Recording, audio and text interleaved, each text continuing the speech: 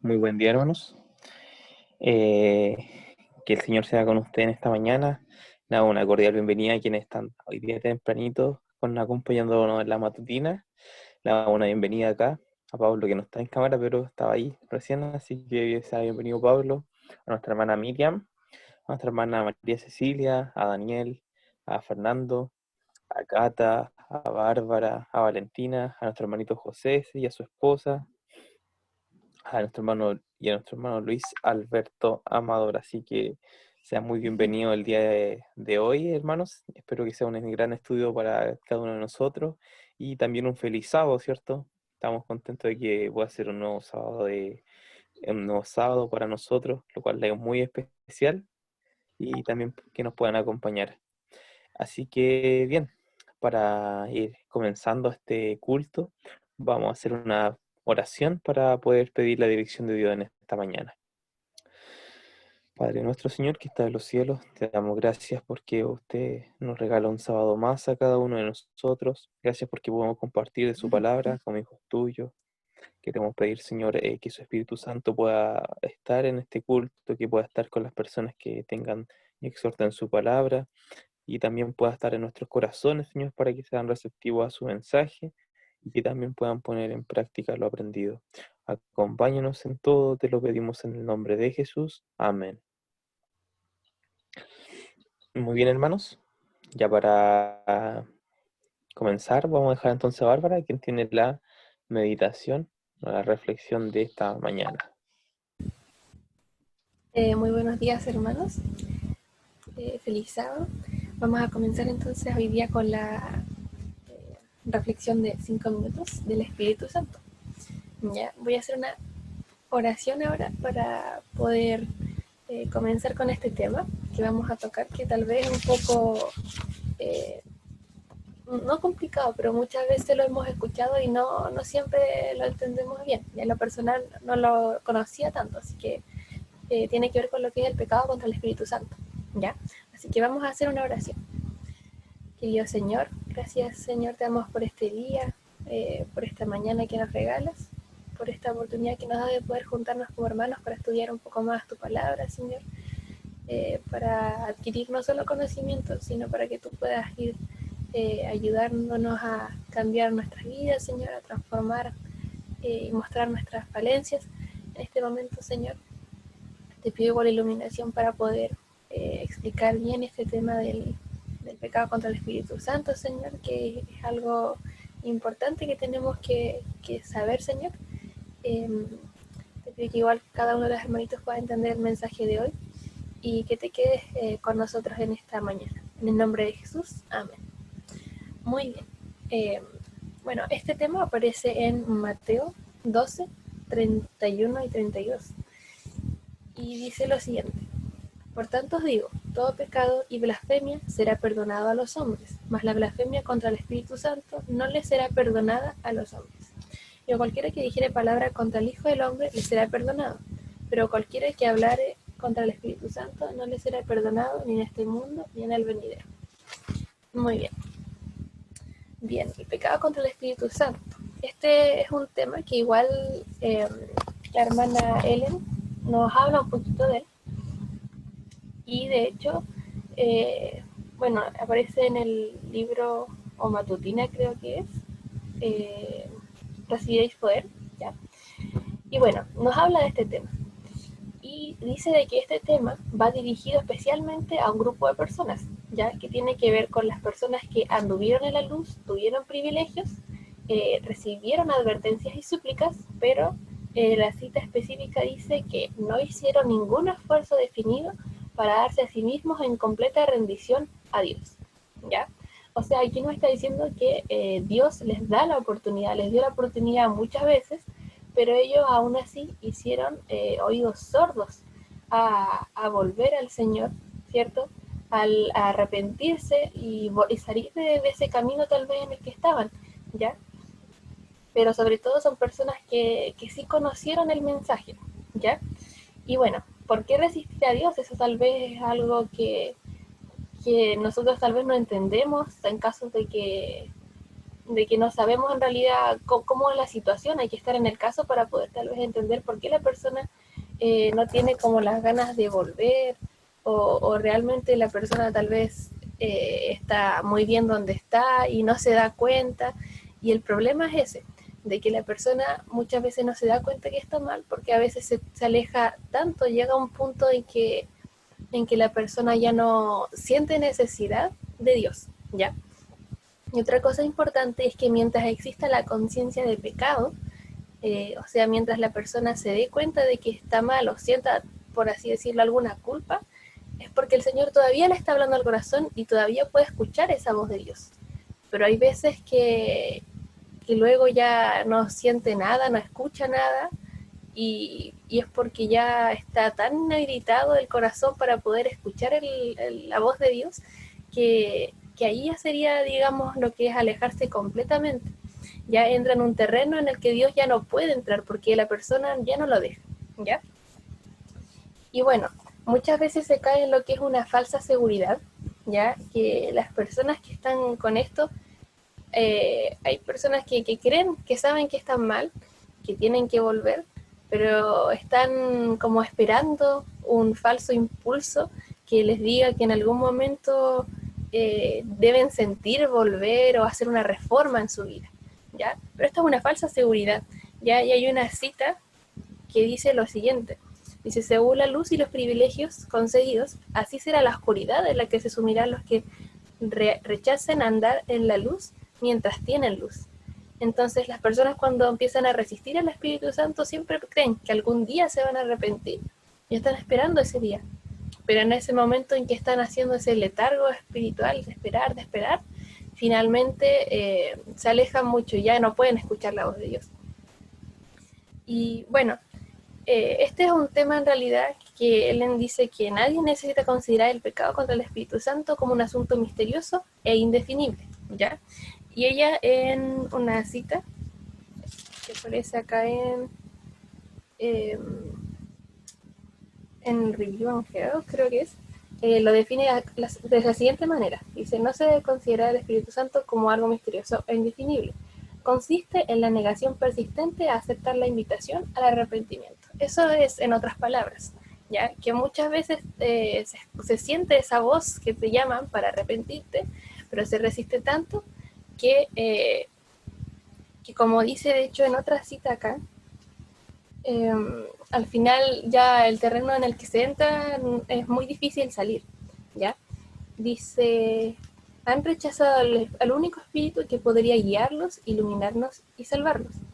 Están siguiendo la senda de la culpabilidad, para la cual no puede haber perdón ni en esta vida ni en la venidera. No es que cualquier grado de culpabilidad agote la misericordia de Dios, sino porque el orgullo y la continua obstinación los induce a despreciar al Espíritu de Dios, a ocupar un lugar donde ninguna manifestación del Espíritu puede convencerlos de su error. Sus mentes endurecidas no están dispuestas a ceder. Entonces, esta es la condición en la que muchas veces se cae y luego ya no hay vuelta atrás. Y eso es lo triste, ¿ya? Pero sabemos entonces que el Señor, antes de que llegue ese momento, Él hace muchas advertencias. Ya es un Dios misericordioso, pero aún así es un Dios que respeta nuestra decisión de que tal vez nosotros no queramos escucharlo, ¿ya? Pero es importante que nosotros sepamos eso, de que mientras nosotros tengamos la conciencia de pecado y escuchemos y que estamos mal, tenemos que hacer ese cambio, ya antes de que sea demasiado tarde. ¿Ya? Así que ese era el mensaje del día de hoy. Espero que se haya podido entender. Que tengan un lindo día.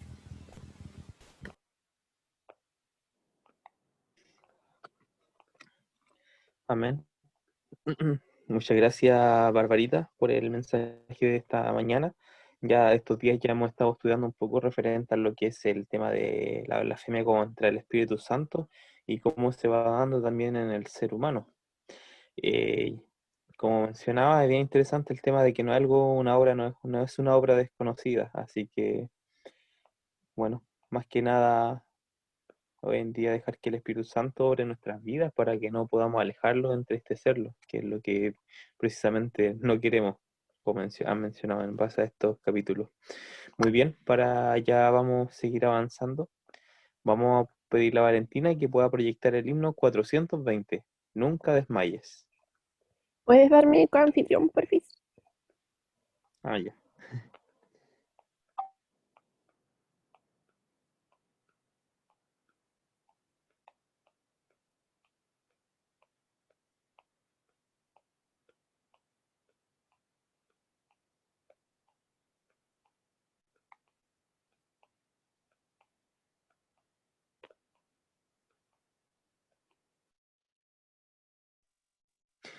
Muchas gracias, Valentina, por proyectar este himno. Y bien, vamos a pasar de lleno a lo que es el estudio de esta mañana, que corresponde al capítulo de número 22 del libro deseado a toda la gente, que es muerte y encarcelamiento de Juan. Ya ayer estuvimos viendo algunos detalles respecto a Juan, Herodes, Herodías también, pero hoy día ya vamos a ver la finalización de este capítulo y la grande enseñanza que nos trae. Así que vamos a dejar ahora a Pablo también que nos va a traer el repaso del día de hoy.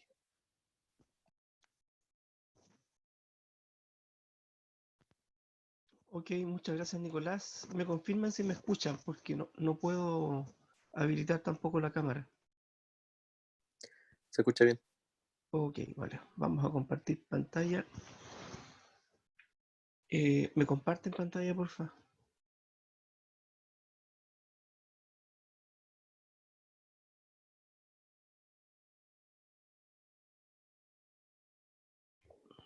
Pruebe ahora si puede encender el video y compartir pantalla. Ahí ya puedo compartir pantalla. El video no sé, a ver. Iniciar mi video. También estoy metido ahí ya. Ok, ahora sí. Muy bien. Vamos a agrandar un poquito acá. En primer lugar, que tengamos todos un feliz sábado. Que el Señor nos pueda bendecir en este día. Vamos a iniciar el repaso de la segunda parte de este capítulo. Así es que vamos a orar. Les invito a inclinar el rostro para que tengamos un momento de oración, ¿ya? Padre nuestro, muchas gracias por este día sábado que tú nos regalas. Permite, Señor, que en este día nuestro corazón esté dispuesto para escuchar tu voz, para silenciar nuestras preocupaciones, Señor, dejar de lado todo lo que es secular y dar paso, Señor, para poder realizar el bien y estar junto a ti y junto a nuestros hermanos también. Que tú seas el centro de este día. Ayúdanos, Dios, para entregarnos completamente a ti esta mañana. Al iniciar el repaso de la segunda parte de este capítulo, que tu presencia pueda ir impresionando nuestros corazones. Agradecemos su presencia, la presencia de los ángeles también, porque usted así lo ha prometido. Gracias por todo, quédate con cada uno de los que están escuchando, Señor, esta mañana, los que nos hemos reunido y aquellos que no han podido también.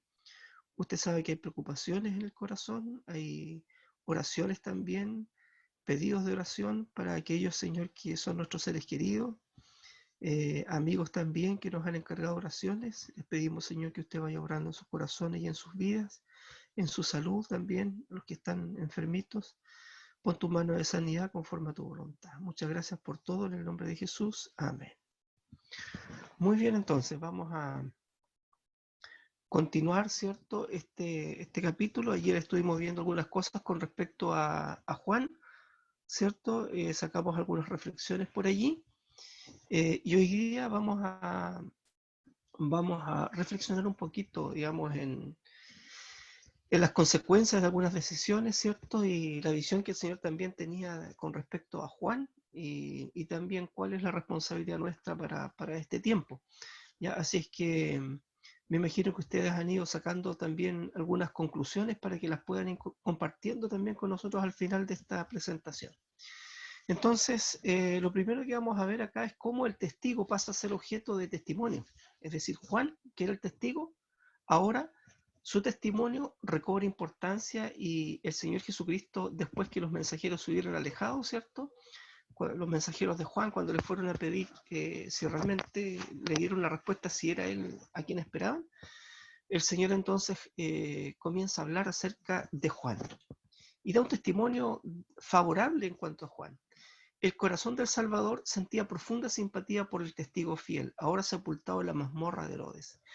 Cristo siempre siente una simpatía especial por aquellos que son sus testigos, aquellos que hacen bien y fielmente su trabajo, ¿ya? Siempre está ahí pendiente de cada situación. No quería que la gente llegara a deducir que Dios había abandonado a Juan o que su fe había faltado en el día de la prueba. De la misma manera está preocupado de cada uno de aquellos, ¿cierto?, que sufren en la predicación del Evangelio. No es que el Señor nos haya abandonado en momentos difíciles, sino es que el Señor tiene planes para nosotros también allí. ¿Qué saliste a ver al desierto?, pregunta él. ¿Una caña que es meneada del viento? ¿Eso es lo que fueron a ver?, pregunta él. Pero ciertamente Juan no era una caña meneada por el viento. Los altos juncos que crecían al lado del Jordán, esas cañas que crecían allí, inclinándose al empuje de la brisa, eran adecuados símbolos no de Juan, sino que de los rabinos, que se habían erigido en críticos y jueces de la misión del Bautista. Eran agitados a uno y a otro lado por los vientos de la opinión popular. Es decir, ellos iban donde la opinión popular estaba mayormente, ¿cierto?, inclinada. No querían humillarse para recibir el mensaje escrutador del Bautista y, sin embargo, por temor a la gente, no se atrevían a oponerse abiertamente a su obra. Eran verdaderamente políticos, ¿verdad? Eran estrategas políticos. Ellos iban de acuerdo a la opinión de la gente, se iban acomodando allí. Pero el mensajero de Dios no tenía tal espíritu pusilánime. Las multitudes que se reunían alrededor de Cristo habían presenciado las obras de Juan. Le habían oído reprender intrépidamente el pecado. A los fariseos que se creían justos, a los sacerdotes saduceos, al rey Herodes inclusive y su corte, príncipes y soldados, publicanos y campesinos, Juan había hablado con igualdad de llaneza. No era una caña temblorosa, agitada por los vientos de la alabanza o el prejuicio humano, que tanto busca el ser humano hoy día. Era en la cárcel él mismo en su lealtad a Dios y celo por la justicia, que cuando predicaba el mensaje de Dios en el desierto. Era tan firme como una roca en su fidelidad a los buenos principios. Es interesante lo que se menciona de él aquí porque la fidelidad de él era tan abierta y tan firme como cuando él predicaba, ¿cierto?, en el desierto o como cuando estaba allí confinado en la mazmorra. En un momento muy penoso para él, muy triste, tal vez de mucho abatimiento de ánimo, y sin embargo sus principios se mantenían firmes en toda situación. Era un hombre realmente ejemplar, digno de imitar, Juan. El contraste entre Juan y los gobernantes queda de manifiesto entonces. Jesús continuó: ¿mas qué saliste a ver? ¿Un hombre cubierto de delicados vestidos?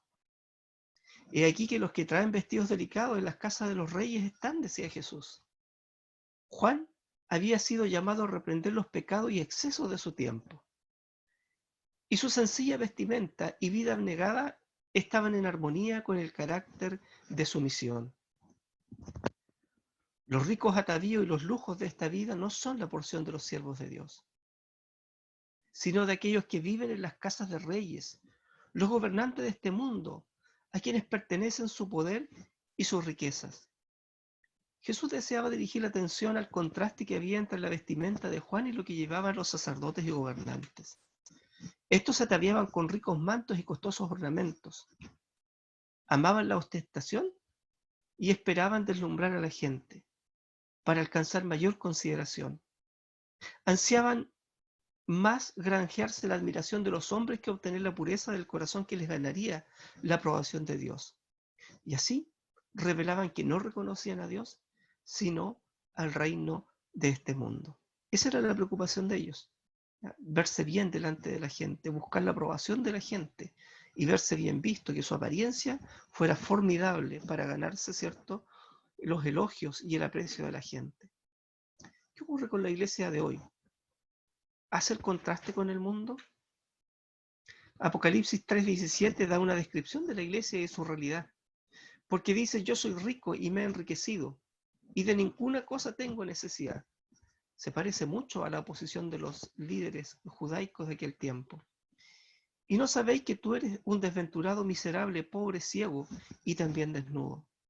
Por lo tanto, yo te aconsejo que de mí compres oro refinado en fuego, para que seas rico. Es decir, aunque la iglesia pueda tener una apariencia de riqueza, lo que el Señor está diciendo en realidad tú eres pobre. Y además dice vestiduras blancas para vestirte, es decir, estamos totalmente desnudos a los ojos de Dios y desnudo también de su carácter. Y que no se descubra la vergüenza de tu desnudez y unge tus ojos con colirio para que veas. Aparte de eso, ¿cierto? El Señor dice, yo reprendo y castigo a todos los que amo, sé pues celoso y arrepiéntete.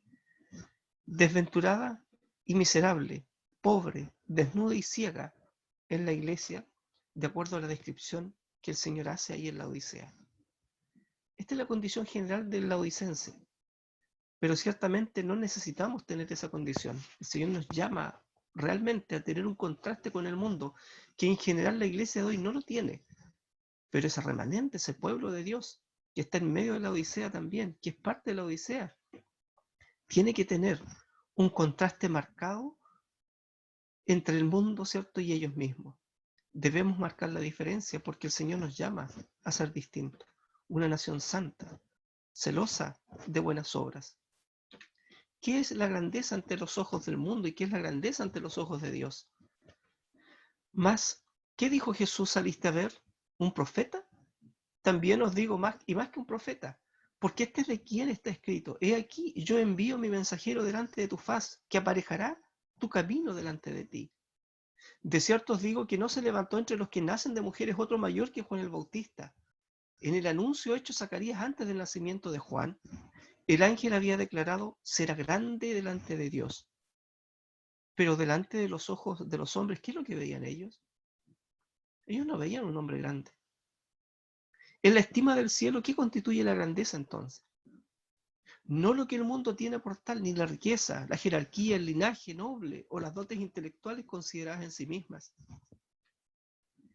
Si la grandeza intelectual fuera de cualquier consideración superior, es digna de honor. Entonces debemos rendir homenaje a Satanás, cuyo poder intelectual no ha sido nunca igualado por hombre alguno. Todos los que quieran sentirse grandes intelectualmente, en realidad no se acercan ni en un ápice a la grandeza intelectual de Satanás, pero no es lo que el cielo honra. Pero si el don está pervertido para servir al yo, cuanto mayor sea, mayor maldición resulta. Lo que Dios aprecia es el valor moral. El amor y la pureza son los atributos que más estima Dios. Juan era grande a la vista del Señor cuando, delante de los mensajeros del Sanedrín, delante de la gente y de sus propios discípulos, no buscó honra para sí mismo, sino que a todos indicó a Jesús como el prometido. Su abnegado gozo en el ministerio de Cristo presenta el más alto tipo de nobleza que se haya revelado en el hombre.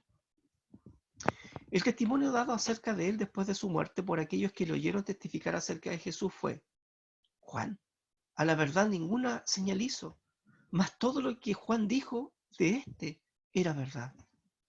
No le fue dado a Juan bajar fuego del cielo, ni resucitar muertos, como Elías lo había hecho, ni manejar la vara del poder en el nombre de Dios como Moisés. Mira qué interesante. Al pueblo de Dios, en el último tiempo también, se le llama a no poner la vista en las cosas exteriores, sino más bien en la palabra de Dios. El Evangelio en el último tiempo no será llevado adelante por señales tanto exteriores como por la palabra de Dios, dice la sierva del Señor. La misma situación que vivió Juan. Fue enviado a pregonar el advenimiento del Salvador y a invitar a la gente a prepararse para su venida. ¿Qué mensaje tan poderoso le fue encomendado a Juan? Pero es el mismo mensaje que la iglesia tiene que entregar hoy día. Preparar, ¿cierto? E invitar a la gente para que estén listos para la segunda venida del Señor Jesucristo. Tan fielmente cumplió su misión que al recordar a la gente lo que había enseñado acerca de Jesús, podía decir todo lo que Juan dijo de este era verdad. Cada discípulo del Maestro, entonces, en la actualidad, está llamado a dar semejante testimonio de Cristo, un testimonio de fidelidad completa y abnegada al Señor.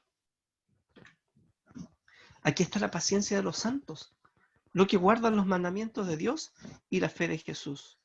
Oí una voz que del cielo decía, escribe, bienaventurados de aquí en adelante los muertos que mueren en el Señor. ¿Desde cuándo son bienaventurados? Desde 1844, desde el mensaje del tercer ángel. Sí, dice el Espíritu, descansarán de sus trabajos porque sus obras con ellos siguen.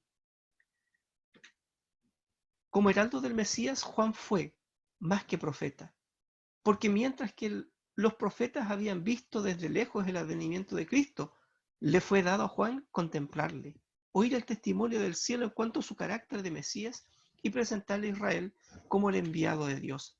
Sin embargo, Jesús, el que es muy pequeño en el reino de los cielos, mayor es que él. Eso es lo que Jesús dijo con respecto, digamos, a Juan. El profeta Juan era el eslabón que unía las dos dispensaciones. Como representante de Dios, se dedicaba a mostrar la relación de la ley y los profetas con la dispensación cristiana. Era la luz menor, que había de ser seguida por otra mayor. La mente de Juan era iluminada por el Espíritu Santo, a fin de que pudiese derramar luz sobre su pueblo. Pero ninguna luz brilló, ni brillará jamás, tan claramente como el hombre caído, como la que emanó de la enseñanza y el ejemplo de Jesús. Cristo y su misión habían sido tan solo oscuramente comprendidos bajo los símbolos y las figuras de los sacrificios.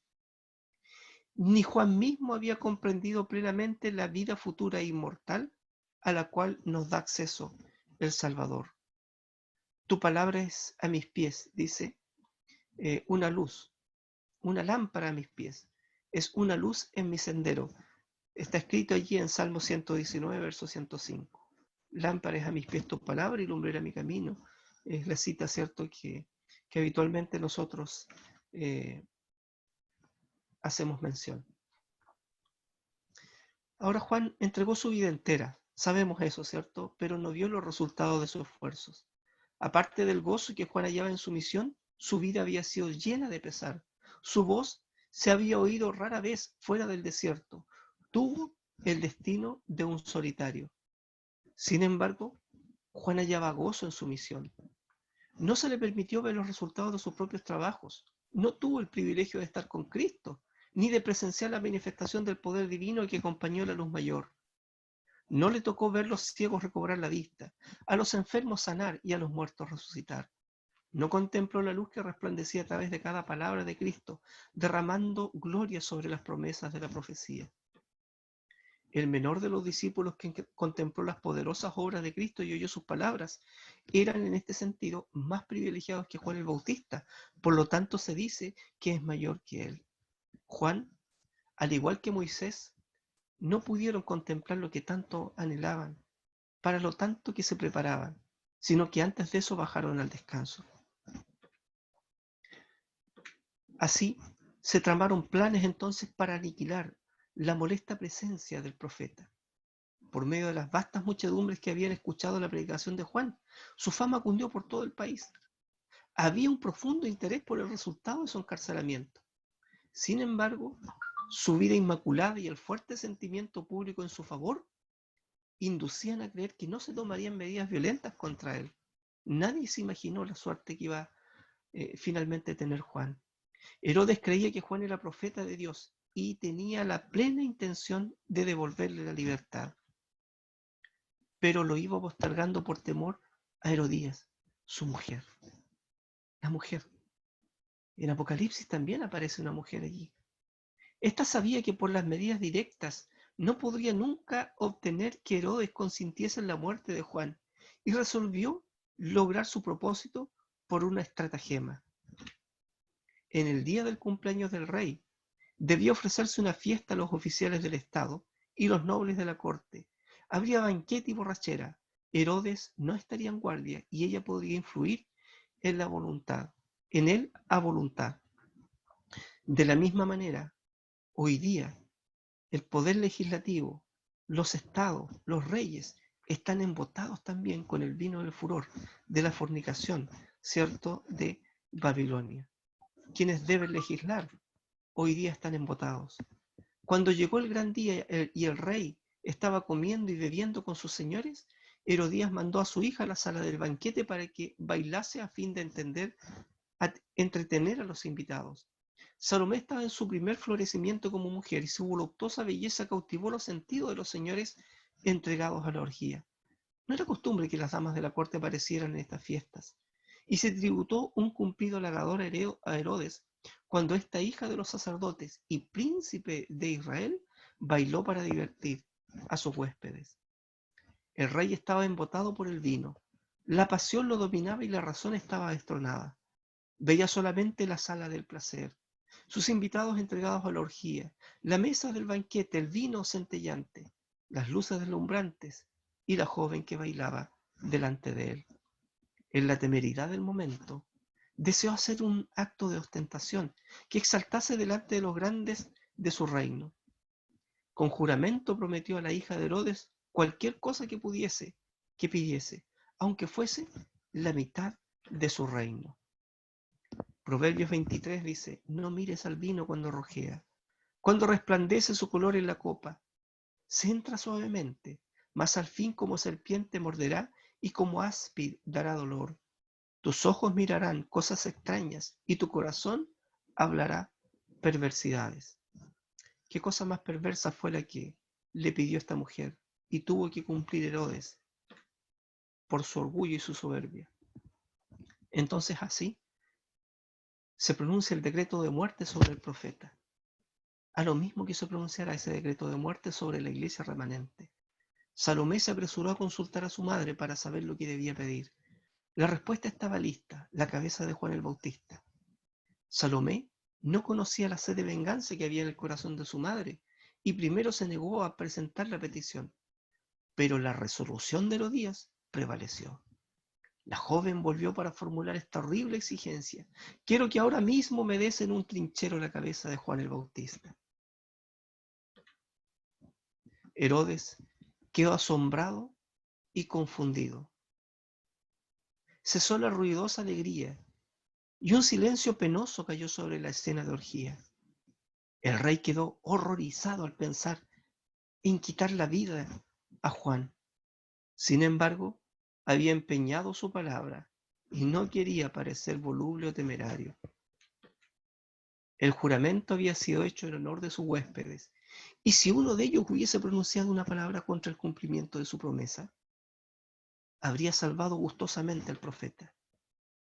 Les dio oportunidad de hablar en favor del preso.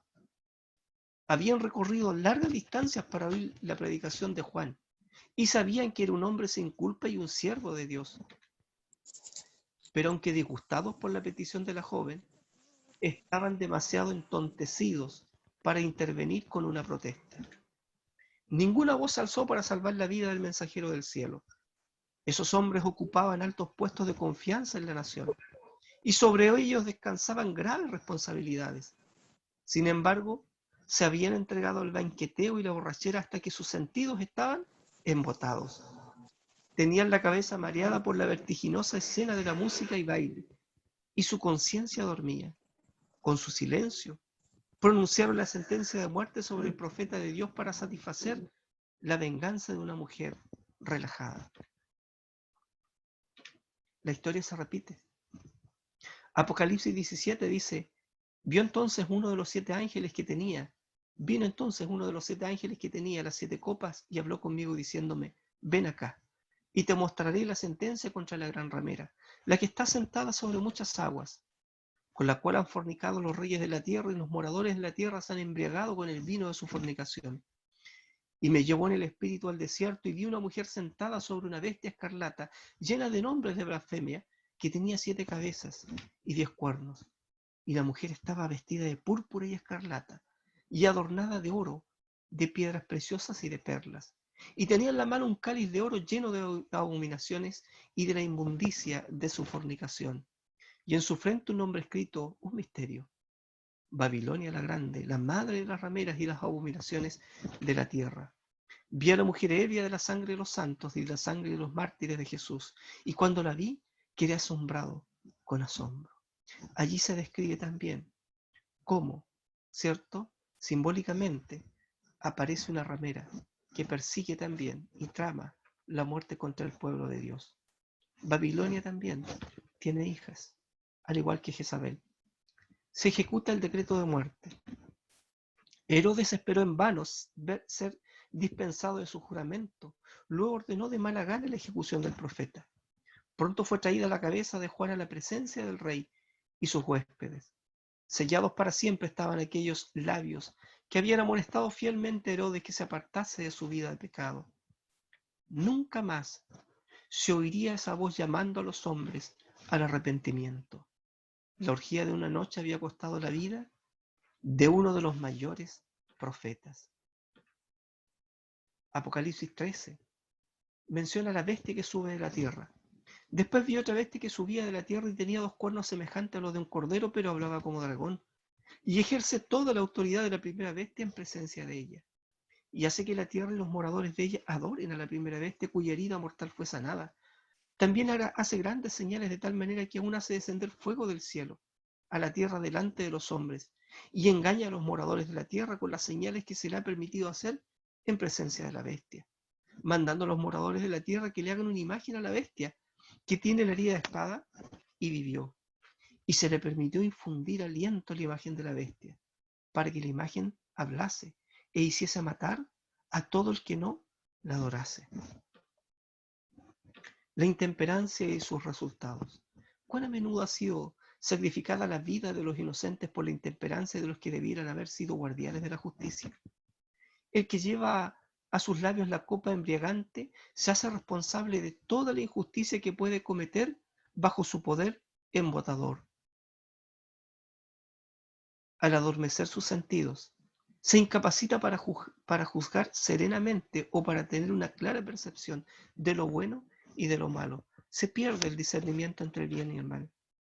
Prepara el terreno para que por su medio Satanás oprime y destruya al inocente.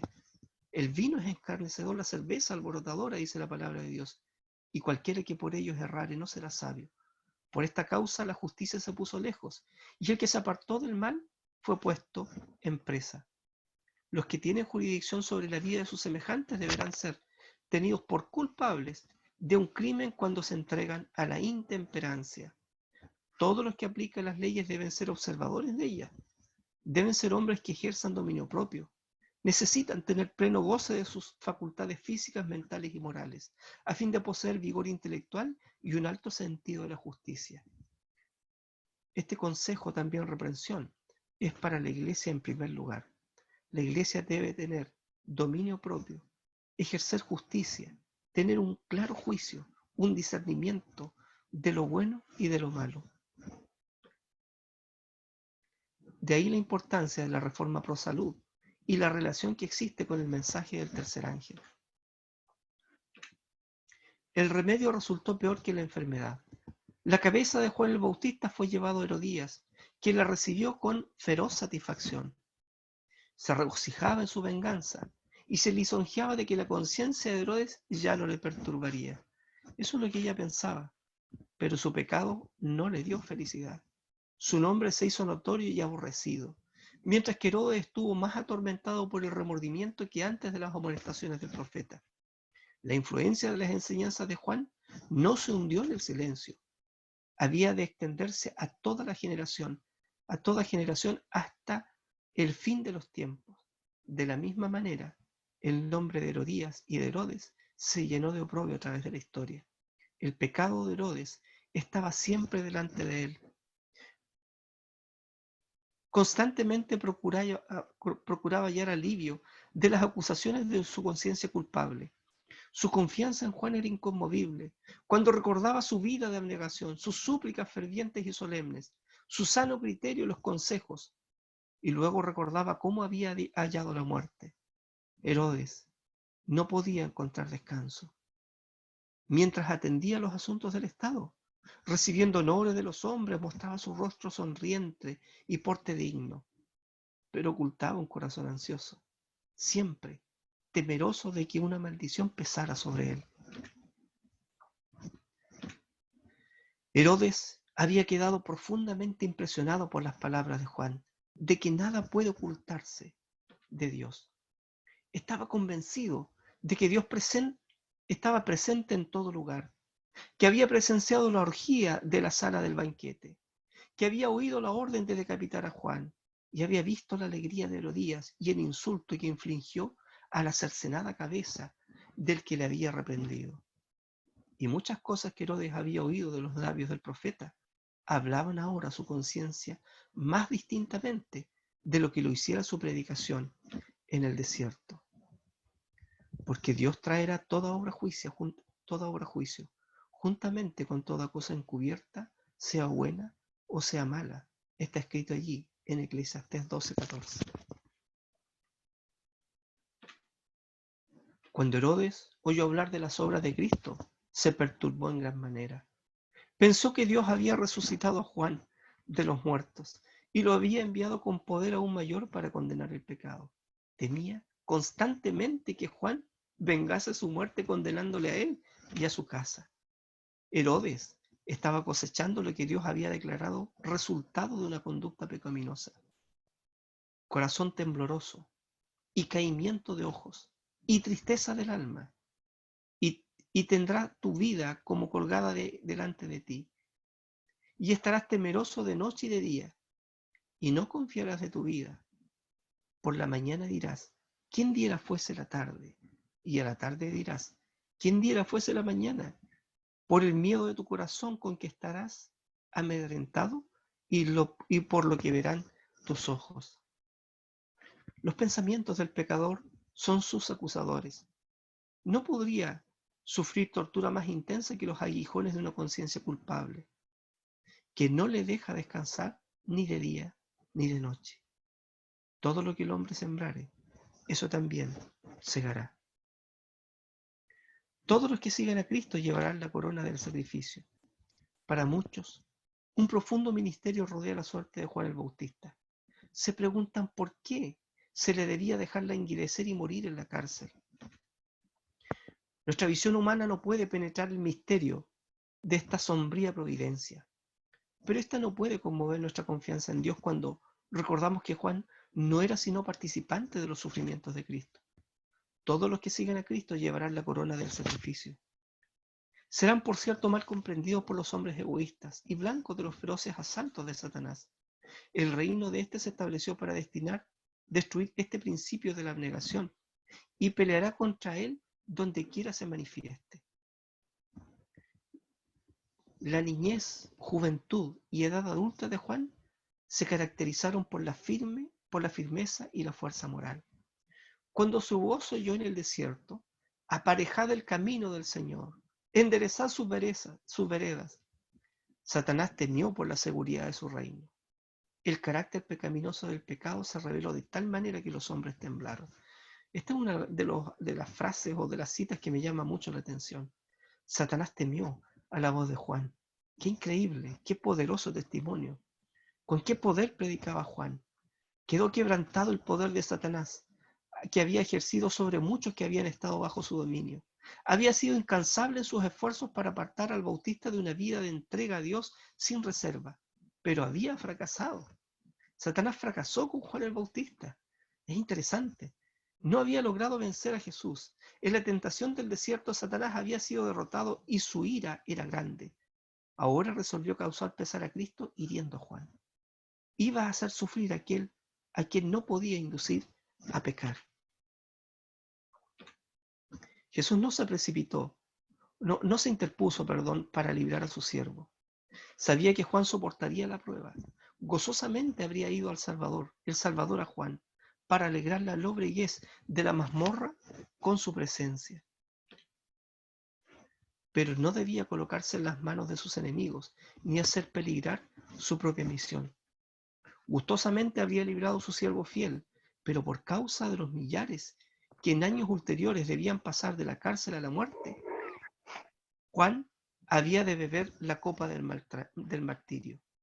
Mientras los discípulos de Jesús languidecen en solitarias celdas o pereciesen por la espada, el potro o la hoguera, aparentemente abandonados de Dios y de los hombres, ¿qué apoyo iba a ser para su corazón el pensamiento de que Juan el Bautista, cuya fidelidad Cristo mismo había atestiguado, habían experimentado algo similar?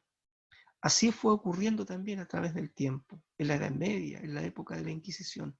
Muchos mártires murieron de una manera horrible y sin embargo, el recuerdo de Juan les acompañó. Derribado estaba Juan, pero no vencido. Se le permitió a Satanás abreviar la vida terrenal del mensajero de Dios, pero el destructor no podía alcanzar esa vida que estaba escondida con Cristo en Dios. Se regocijó por causar pesar a Cristo, pero no había logrado vencer a Juan. La misma muerte le puso para siempre fuera del alcance de la tentación. En su guerra, Satanás estaba revelando su carácter.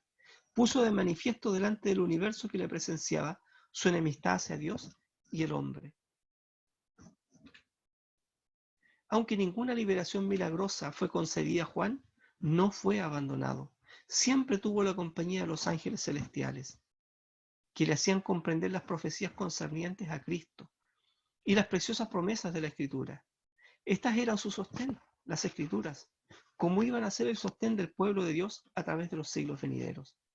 A Juan el Bautista, como aquellos que vinieron después de él, se aseguró: he aquí, yo estoy con vosotros todos los días hasta el fin del mundo.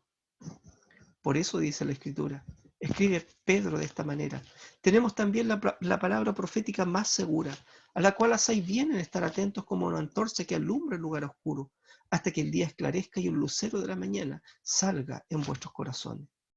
La sierva del Señor dice que nuestra única salvaguardia en este tiempo serán justamente las Escrituras.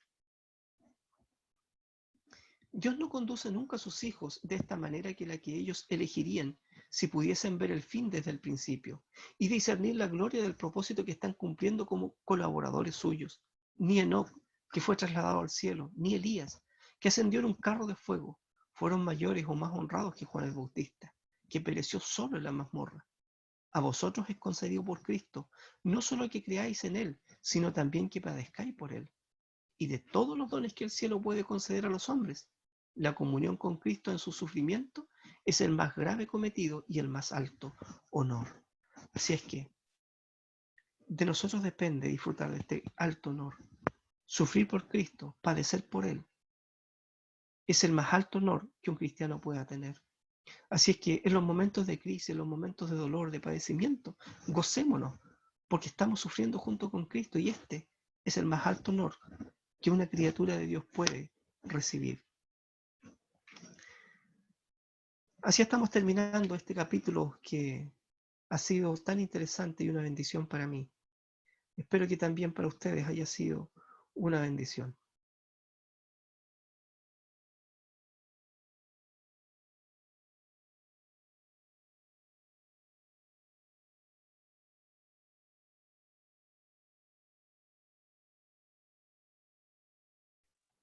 ¿No? Ya, muy bien.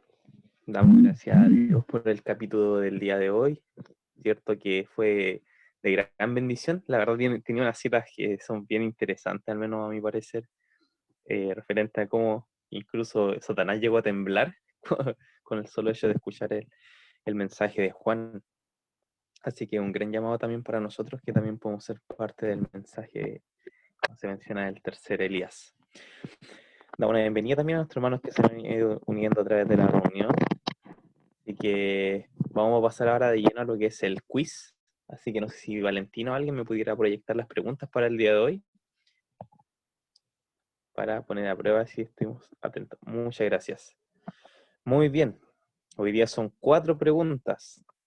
La primera pregunta dice así: los altos juncos que crecían al lado del Jordán eran A, adecuados símbolos de los rabinos; B, adecuados símbolos de Juan; o C, adecuados símbolos de Moisés. Se hizo mención específica a que hacía símbolos los juncos que crecían al lado del Jordán. La 3 opciones, así que vamos a elegir solamente una. Pregunta número 2. Dice: ¿cuál o cuáles afirmaciones son correctas? A, Juan había sido llamado a reprender los pecados y excesos de su tiempo. B, los ricos atavíos y lujos de esta vida no son la porción de los siervos de Dios. C, Jesús deseaba dirigir la atención al contraste que había entre la vestimenta de Juan y la que llevaban los sacerdotes y gobernantes. D, todas son correctas, o E, ninguna es correcta. Así que al final. Pregunta 3 dice así. En la estima del cielo, ¿qué constituye la grandeza? A, la grandeza intelectual. B, el amor y la pureza son los atributos que más estima a Dios. O C, cuanto mayor es el servicio al yo. Y por último, pregunta 4 dice, ¿cuál de estas afirmaciones es correcta? Juan, a la verdad, ninguna señal hizo, mas todo lo que dijo Jesús, era verdad. B, no fue enviado a bajar fuego del cielo ni a resucitar muertos. C, fue enviado a pregonar el advenimiento del Salvador y a invitar a la gente a prepararse para su venida. D, cumplió fielmente su misión. O E, todas son correctas. Ahí vemos ya preguntas del capítulo, así que vamos a ir respondiendo. Vamos a dar un par de minutos para nuestro hermano.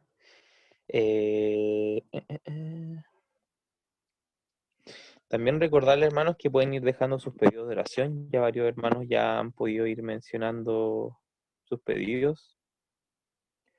Nuestra hermana Cecilia también, que habla, nuestra hermana Sandra, que ya veo a Fernando, a nuestro hermano Godfrey también, que nos va a comentar. Así que hay un espacio de oración. Vamos a ir comentando lo que ya son los pedidos, agradecimientos también que se han hecho visibles en el chat. Estas preguntas, dice Godfrey. Sí, estaban para pensar, no cualquiera lo podía responder, así que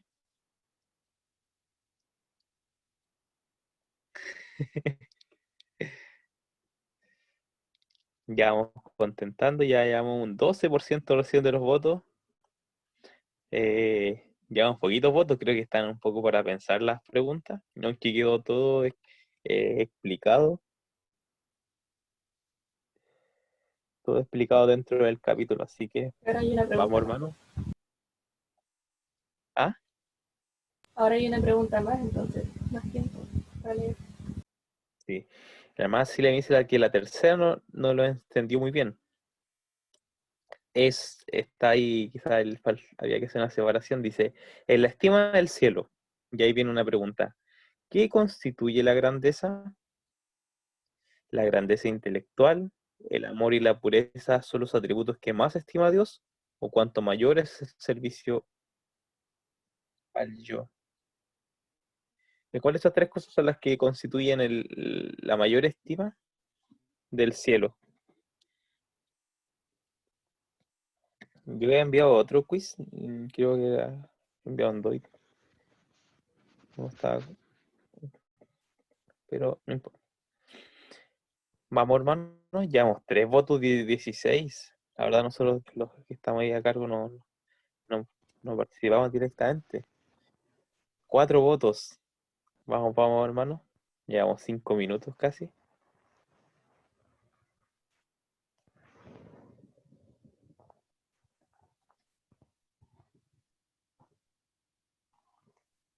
Sí, exactamente más Cecilia. Así como se dice. Vamos. No hay ninguna pregunta capciosa allí, ¿eh? Todas las preguntas están respondidas y sacadas de lo que se leyó.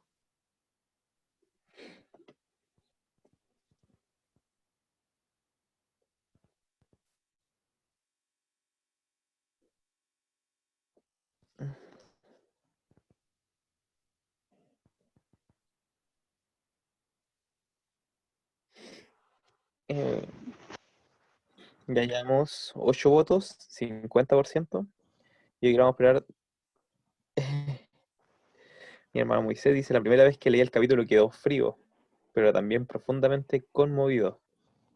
Y la verdad, la vida de Juan es una vida bien, queda mucho para hablar también, así que esperamos también esos mismos comentarios ahí después en el espacio de de comentarios. Sí, ahí hay una pregunta en el chat. ¿Estima es lo que más valoraba Dios? Sí, sí. En ese sentido está la pregunta, ¿ya? La pregunta número Sí, 3, cuando dice, en la estima del cielo, en la estima de Dios, ¿qué constituye la grandeza? ¿Ya? Lo que más estima Dios, lo que más aprecia Dios, lo que más aprecia el cielo. La grandeza intelectual, el amor y la pureza son los atributos que más estima Dios, o cuánto mayor es el servicio al Dios. ¿Qué es lo que más aprecia exactamente. Dios?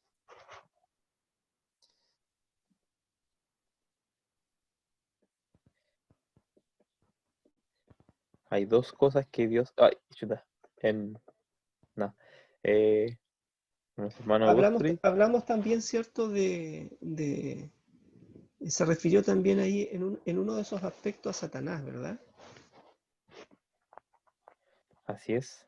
Así que se mencionó durante el capítulo. Luego ahí Pablo aclarando. Creo que ya estamos. Ya. Vamos a dar un par de segundos más y ya vamos terminando. El hermano dice que no están capciosas, pero cuando uno lee superficialmente hay que leerla una segunda leída como para entenderlo bien, ¿cierto? Así que hermanos, ya vamos a ir finalizando entonces el espacio del quiz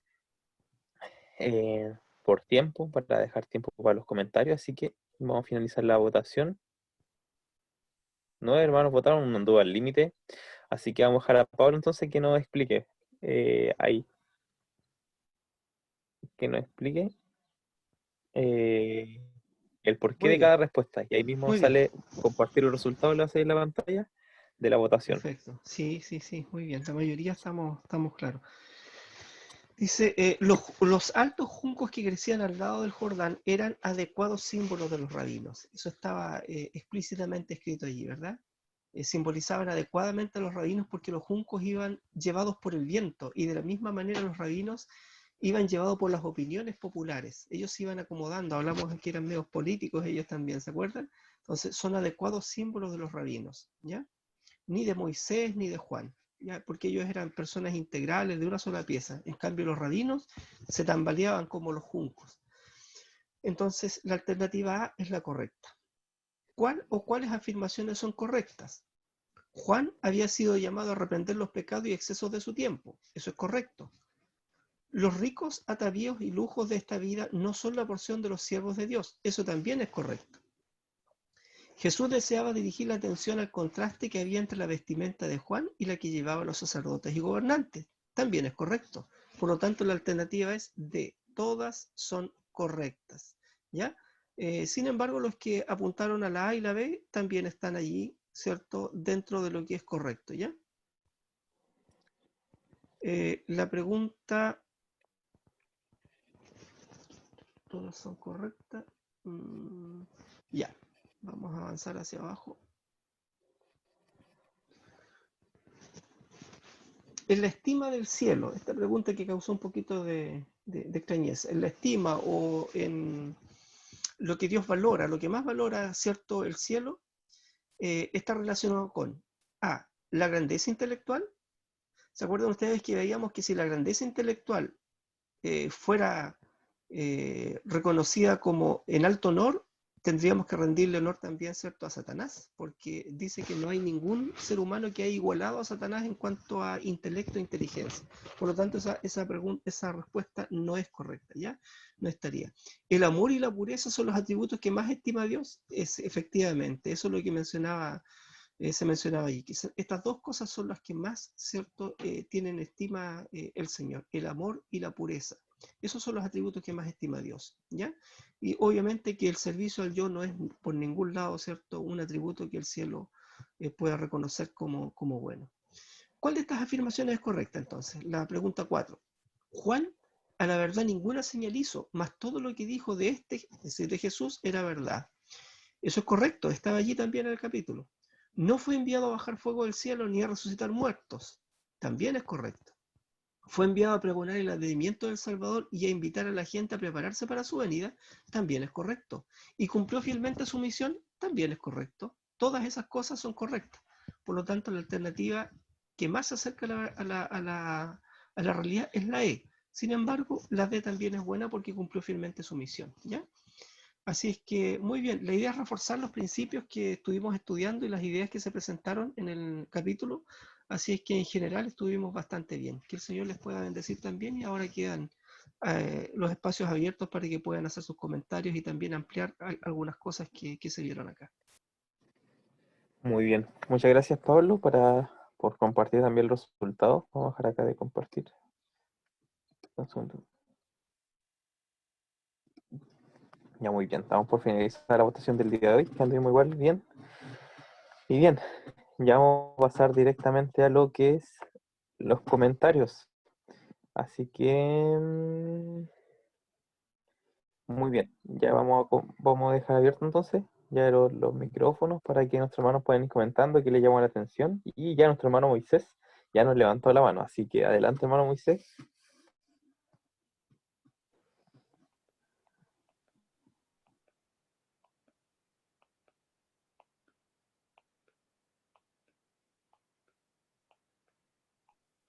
Hermano, creo que no se le escucha.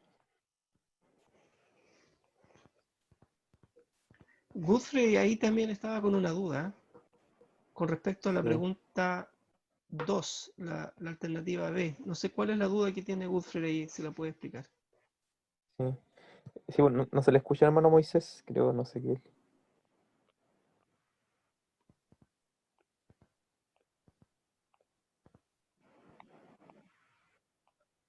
Escucha como un Buenos días suspiro. para todos. Feliz sábado. Oye, ¿vas a Ya, hablar? adelante, ¿Vas a Guti. hablar? Moisés, ¿vas a hablar?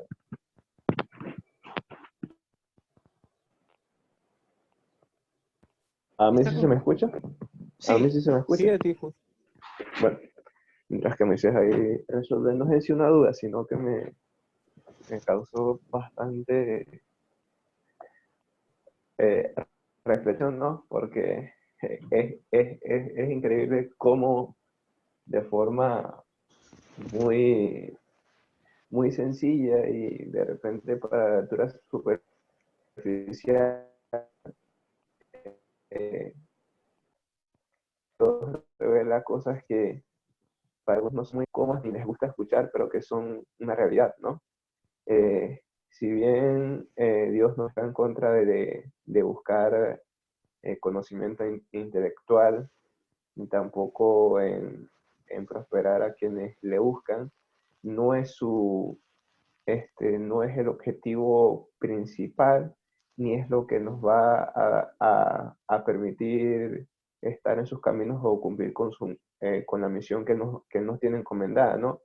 Y eso a veces, o sea, me dejaba en duda porque es que si bien la iglesia no predica un mensaje de prosperidad como la mayoría de las iglesias protestantes, hay veces que yo en estos días, bueno, cuando me sucedió la situación con el tema del sábado, que por cierto no quise alargar en ese momento, pero tuve que repetir esa rotación, o tengo que repetirla, son 3 meses, y no me permitirá graduarme con mis compañeros. Había gente que me decía que había sido muy extremista, muy fanático, y siempre había quedado con esa duda, ¿no? Pero escuchando los comentarios sobre el resumen del capítulo y más con la punta, ahí fue donde en mi mente, o sea, en mi corazón yo siento que hice bien, pero en mi mente a veces siento, siento duda y no era en sí una duda sobre la pregunta, sino era una duda de si, a ver, de si nosotros comprendemos realmente a veces las cosas. Lo decía cuando hablamos sobre el sábado, hay cosas que creemos entender, pero nos vamos a los extremos. Y bueno, que el Señor nos ayude a, a cuando pues tengamos que ser probados por nuestra fe, a tener tan clara la visión como la tuvo Juan.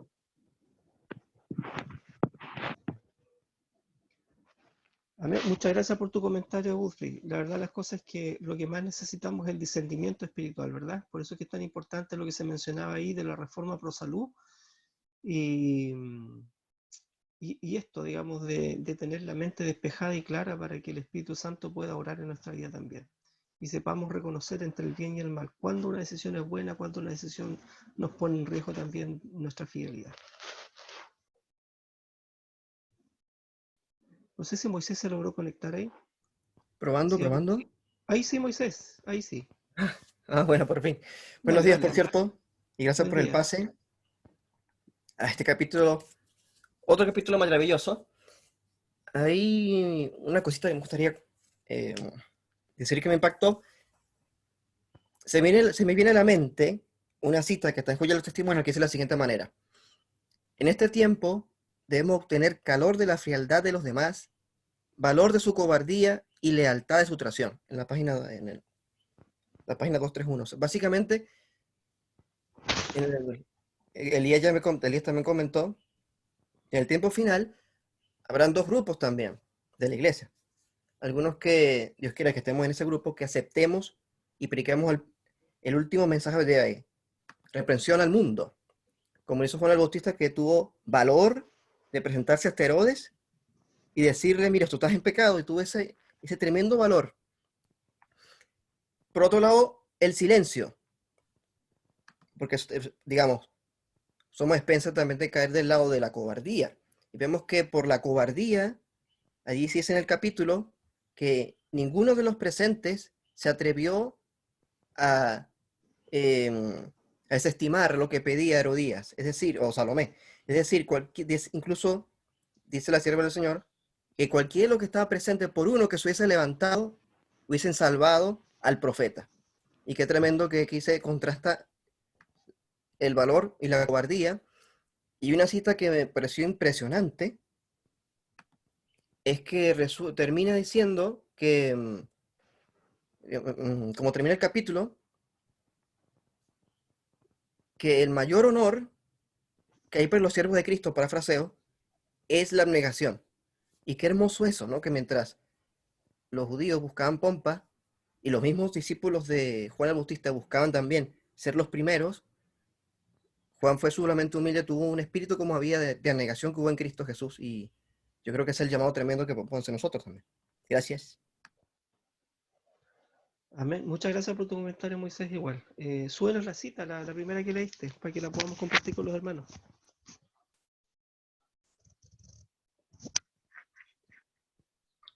A mí me gustaría hacer un comentario, hermano.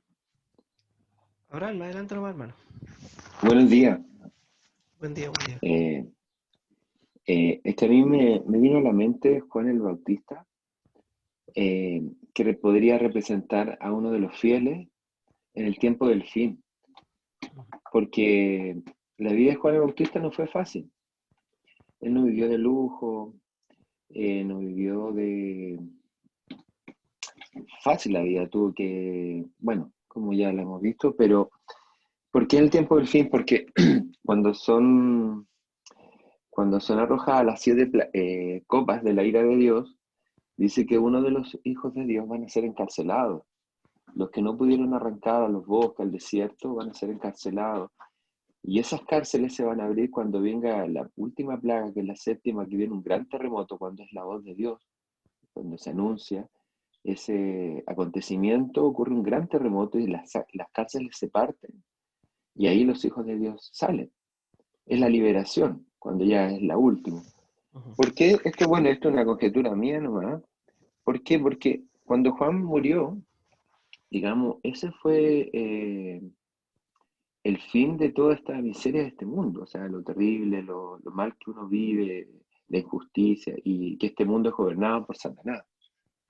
Por eso nosotros esperamos el reino de Cristo, el que viene del cielo. Entonces, cuando Juan murió, bueno, ya es un final a esta vida difícil, triste, complicada. Y cuando Cristo venga y se anuncia este terremoto, se parte la cárcel, en esa comparación, pero no en la muerte, porque dice que en el tiempo del fin no van a morir los hijos de Dios, eso Así que es. quede muy claro. no van a morir, no van a perecer, van a vivir algunas plagas. Pero esa es la comparación que hago, no sé si puede servir un aporte, pero me parece interesante. Eso, hermano Súper Pablo. bueno, Abraham. Sí, está bastante bueno porque en realidad Juan está como un símbolo, ¿cierto?, de la iglesia y de lo que va a padecer al final la iglesia también. Y también, obviamente, de su misión, ¿ya? Y de cómo debemos vivir también en el último tiempo. Juan dedicó toda su vida, consagró su vida entera a luchar, ¿cierto?, contra el enemigo y a proclamar el mensaje de la venida del Mesías. Toda su vida la consagró a eso. No tenía nada en sí. También, disculpe Pablo, es verdad, y me olvidé de decir que él cumplió la misión de predicar, de bautizar, en nombre del Padre, del Hijo y del Espíritu Santo. Entonces, esa es nuestra misión, ir a predicar a todo pueblo, tribu, lengua y nación, y bautizarlo en el nombre del Padre y del Hijo. Él lo cumplió a cabal. Entonces, buen ejemplo. Así es. A Nicolás, seguir. no sé cómo estamos con el tiempo.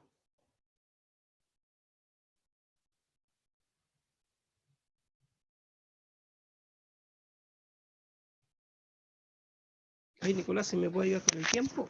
Si es que hay alguien más que quiere comentar algo, alcancemos a comentar. Hacer tal vez el último comentario. Yo creo que podríamos dejar al último si alguien quedó como algo que quería decir y no lo dijo para ya ir finalizando. Gracias, Vale. Vamos a los pedidos de oración, ¿vale? En el chat está el comentario Sí, de Clarence, que podríamos leerlo Ya, también. ya, por sí, estaba favor. hablando, tenía apagado el micrófono. Ahora dice, Está bien. sí, Clarence dice, si Juan estuviera en nuestros días, habría fuertes reprensiones de los peligros que incurre la iglesia al unirse al mundo, al Estado, unidos, unidos al pecado. Y claramente sería así, la verdad. Eh, en ocasiones resulta necesario cuando alguien amonesta en sí de la situación en la que estamos, cuando ya es un poco evidente el tema. Fue tanto el mensaje de Juan que, reiterando nuevamente, hizo temblar a Satanás, y él justamente es lo que no quiere. ¿Alguien más? ¿Algún comentario?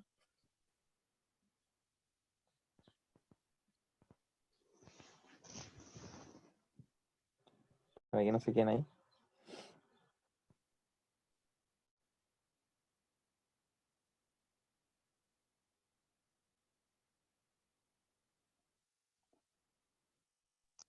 Nicolás, ¿Sí? Adelante, Clarence. hola. Bueno, en realidad es un capítulo bien interesante y bien profundo en diferentes aspectos y bien presente en cuanto a verdades.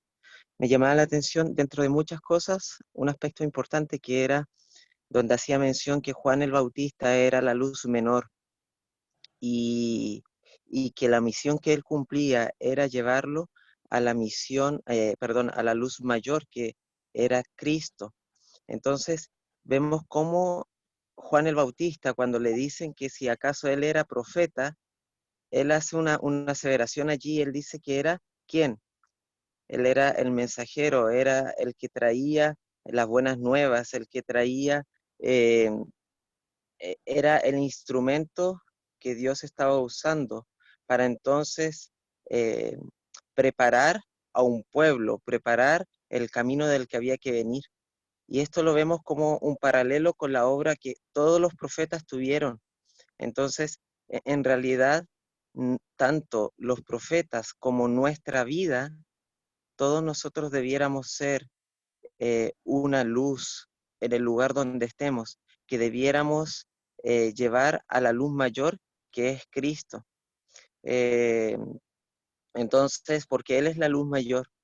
Y bueno, quería hacer esa aseveración. A veces se confunde esos términos o se malentiende y hay malas aplicaciones respecto a esto. Y bueno, bueno, por tiempo vamos a dejarlo hasta allí nomás. Gracias, Nico. No. Bueno, gracias, Clarence.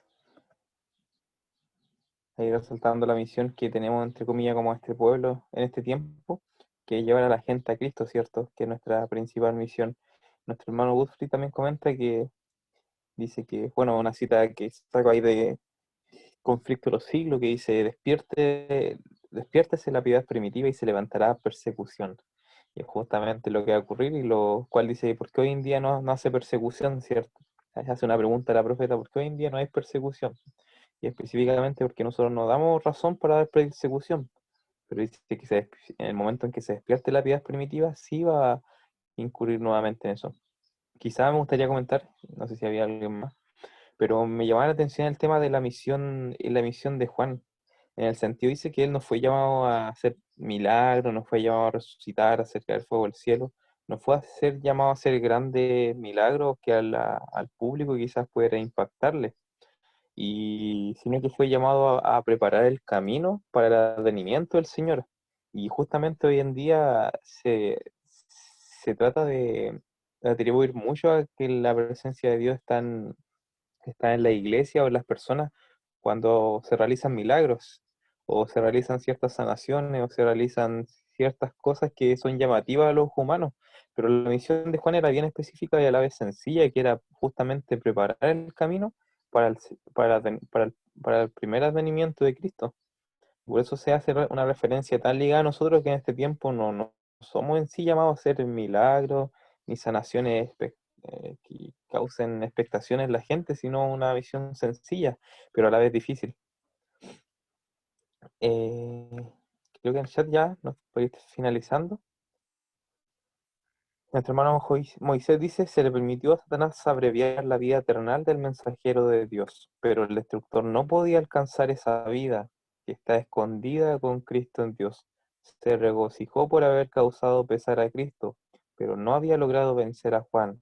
La misma muerte lo puso para siempre fuera del alcance de la tentación. En su guerra, Satanás estaba revelando su carácter, puso de manifiesto delante del universo que lo presenciaba su enemistad hacia Dios y también hacia el hombre. Muy bien. Y bueno, hay bastantes comentarios, la verdad, da bastante para hablar, ¿cierto? De distintas características de la verdad del pueblo de Dios en este tiempo. Juan es un gran referente, así que también debemos seguir investigando y poder seguir estudiando. Así que ya vamos a ir dando por finalizado este espacio también de comentarios, de preguntas, y damos gracias a Dios también por habernos acompañado en esta mañana. Eh, Vamos a ir finalizando. Antes de, vamos a pedir a, no sé, Valentina, si tiene los pedidos de oración esta mañana. Sí, así es. Buenos días, hermanitos. Bueno, agradecemos a cada uno de sus comentarios, ¿cierto? Esperamos que podamos seguir así, ¿cierto? Todos los días. Y en la parte de los pedidos de oración tenemos, bueno, especialmente agradecimientos del hermanito Godfrey, que agradece por Gregory, que él, si no me equivoco, había sido el amigo por el cual estaba pidiendo que iba a ser intervenido y salió todo bien, gracias a Dios. Y también la hermanita María Cecilia agradece por Sandra, que sabemos que ya hace tiempo que está bastante complicada y ella siempre nos va actualizando cómo sigue ella. Y ahora dice que está mucho mejor ahí con su traqueotomía, así que agradecida por eso. Y los pedidos tenemos que la hermanita María Cecilia pide por su hijo y por la familia de su hijo, pide también por su familia, por sus hijas y porque pronto va a salir a trabajar y también por Felipe que tiene cáncer de estómago. La hermanita Miriam pide por su familia, por sus hijos, nietas, también por colegas y apoderados y alumnos y por sus amigas Susan, Leonor, Clara y Cecilia y también por la familia de Patricia. La hermanita Rosa pide por Constanza, por sus sobrinos Iván, Sofía y Cristian, y por Vilma, Pilar, Susi y Fernando. Y aquí en el chat, Clarence pide por los matrimonios que pasan crisis. Eso sería, Nico. Muchas gracias. Y también en última instancia que haya pedida por los matrimonios que pasan crisis, que es algo que también es una realidad hoy en día.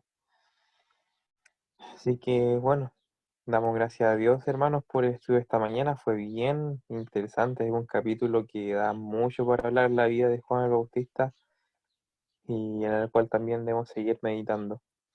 Ya para ir finalizando, vamos a pedir a a Pablo, que nos pueda dirigir una oración final, también por tomando en cuenta los pedidos que se hicieron esta mañana y también que Dios pueda realizar esa reforma en nuestras vidas que tanto, avivamiento y reforma que tanto necesitamos.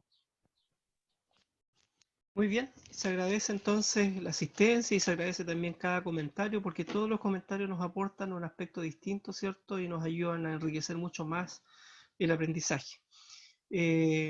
Para los que les interese, ya les subí el PPT, así que está en el grupo, ahí lo pueden utilizar de acuerdo a su conveniencia, como ustedes estimen.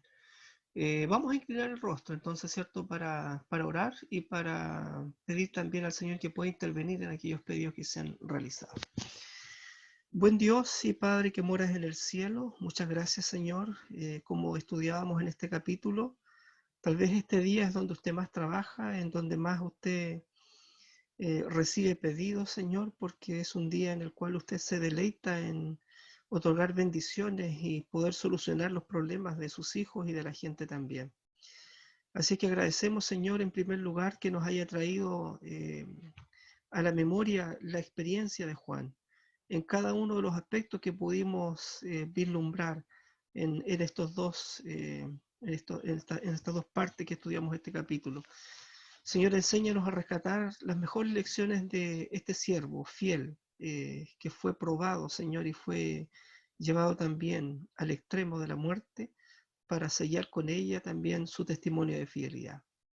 Un hombre que se entregó por entero a la obra, que se dedicó 100% a preparar el camino y el terreno a tu amado Hijo, dándonos a nosotros también, señalándonos el camino, dándonos un ejemplo de lo que nosotros debemos vivir y experimentar para este tiempo también. Preparar el camino para la segunda venida de nuestro Señor Jesucristo y de esta manera, Señor, también aprender cómo Él vivió, llevar una vida austera, llevar una vida simple, una vida consagrada a usted, buscando siempre hacer su voluntad. Ayúdanos, Señor, para llegar a ese